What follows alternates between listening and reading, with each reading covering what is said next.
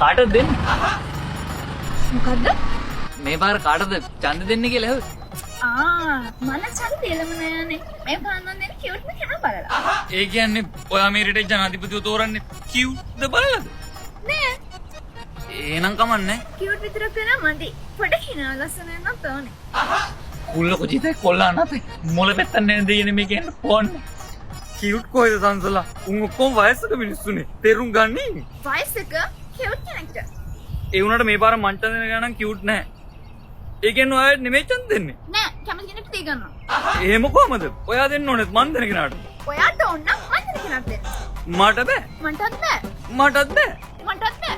මටත් බෑ. ජීවිතේ හැමදාම එකටම කියලා. එක බත්පත එක පිඟානකට බෙදාගෙන එකට අනලා එක කටෙන් කමු කියලා. එක ඇඳුම් අඳිමු කියලා. එකට නාපු කියලා. පොඩිම වලපල්ට යන එක ඉඳන් එක දවසේ කරමු කියලා. එක මිනිහට ඡන්ද දෙන්න බෑද? බෑ. රට මෙයාට මං වාට කියලා හිතන් හිටියට මේ කියන්නේ මං කියන දේ තේරුම් ගන්නවයි.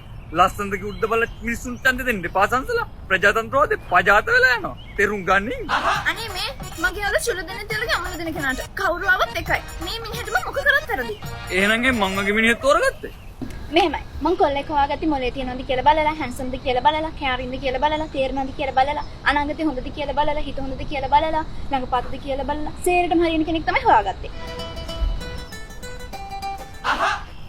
ඒ වුණාට මේ බාර ඡන්ද දෙන්නේ කියුට්ම කෙනාට. ඔව් ප්‍රශ්න තියනවද? හිත දෙන මිනිහා ගැන ඔච්චර හොයනවනම් රට දෙන මිනිහා ගැන කොච්චර හොයන්න ඕනද?